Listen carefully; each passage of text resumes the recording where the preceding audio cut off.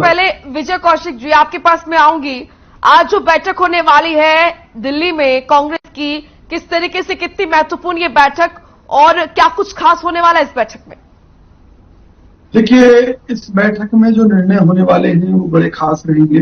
प्रमुख निर्णय यही है कि जो 28 अगस्त को हमारी रैली होने जा रही है रामलीला मैदान में, निश्चित तौर पर इस रैली के माध्यम से पूरे देश में एक संदेश पार्टी देना चाहती है कि बेरोजगारी के मुद्दे पर, महंगाई के मुद्दे पर, विदेशी कर्ज के मुद्दे पर, देश की बिगड़ती कानून व्यवस्था के मुद्दे पर हम सरकार को चैन से नहीं बैठने देंगे। विपक्ष के नाते हमारा दायित्व है इस सरकार को बेनकाब करने का और इस सरकार से सवाल पूछने का।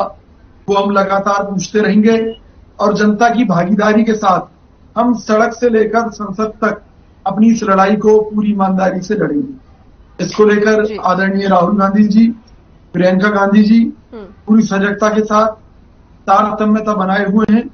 पार्टी के अंदर सभी नेता एकजुट हैं और निश्चित तौर पर हमारी ये जो रैली होगी ऐतिहासिक रैली होगी और इस सरकार के ताबूत में एक कील साबित होगी हमारी यह रैली, जिसके बाद में इस सरकार को महंगाई के मुद्दे पर, बेरोजगारी के मुद्दे पर, जो सेना के हालात ये बनाते जा रहे हैं कि पहले से ही सेना में कमी है सैनिकों की, उसके बावजूद भी छटनी का प्लानिंग किए हुए हैं।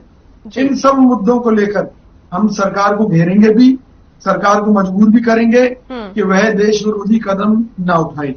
इसको लेकर हमारी ये बैठक निश्चित तौर पर सफल रहेगी और इसमें जिन जिन प्रदेश अध्यक्षों को जो जो जिम्मेवारी प्रदेशों से गई है लगाई जाएगी, उसको कांग्रेस के सभी कार्यकर्ता पूरी ईमानदारी से निभाएंगे। आप बोलिएगा कौशिक जी, जवाब दीजिए, आप कुछ कहना भी चाह रहे थे। जी, मैं ये कहना चाहता हूं, भाजपा प्रवक्ता के मुताबिक हमारे देश में राम राज्य आ चुका है और चारों तरफ खुशहाली है। तो ये जो वर्ल्ड का जो हैप्पी इंडेक्स है जिसके मुताबिक 160 दुखी देशों के लोगों में हमारे देश का नंबर पहले नंबर पर आ गया है, वो क्या है? पहली बात। दूसरी बात कि इस देश में आप एक देश एक टैक्स व्यवस्था की बात करते थे, उसके बावजूद पेट्रोल डीजल को इस जीएसटी व्यवस्था से बाहर निकालकर क्यों इसके ऊपर 100% से ज्यादा टैक्स वसूला जा रहा है? देश में महंगाई चरम पर है, आप लोग मान नहीं रहे।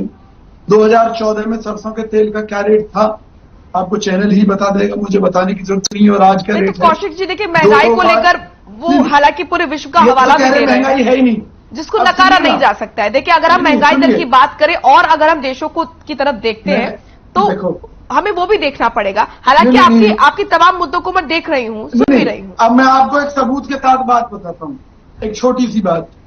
कांग्रेस सरकार के समय में पेट्रोल डीजल के रेट बढ़ रहे थे, लेकिन उसका क्या कारण था?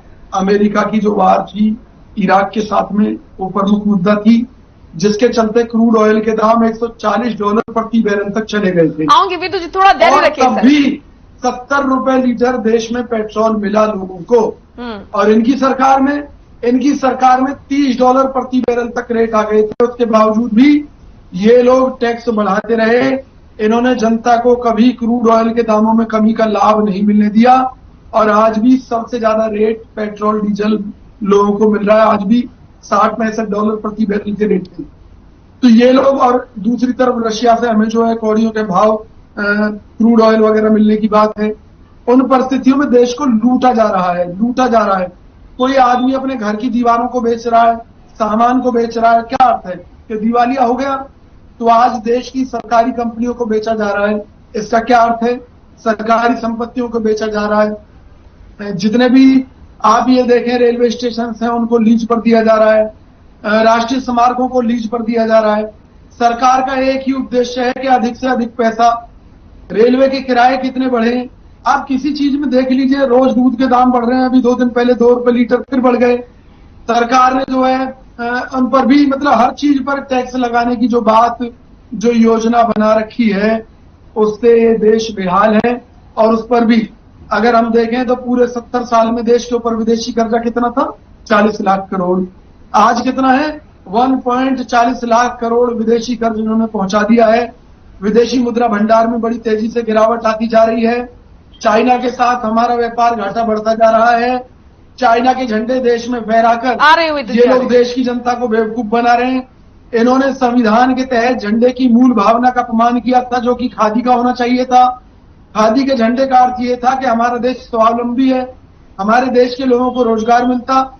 लेकिन इन्होंने अपना एक ड्रामा सिरे चढ़ाने के लिए पॉलिस्टर के कपड़े, विदेशी कपड़ों से झंडे फहराए और उसके निस्तारण की भी कोई पूर्ण व्यवस्था इन्होंने नहीं की, जिसका अपमान देखने को मिल रहा है।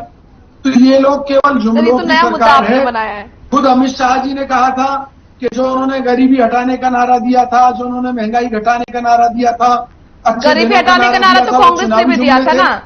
काला धन स्विस बैंक में बढ़ गया है, कहां से बढ़ गया है? सब भाजपा वालों का है।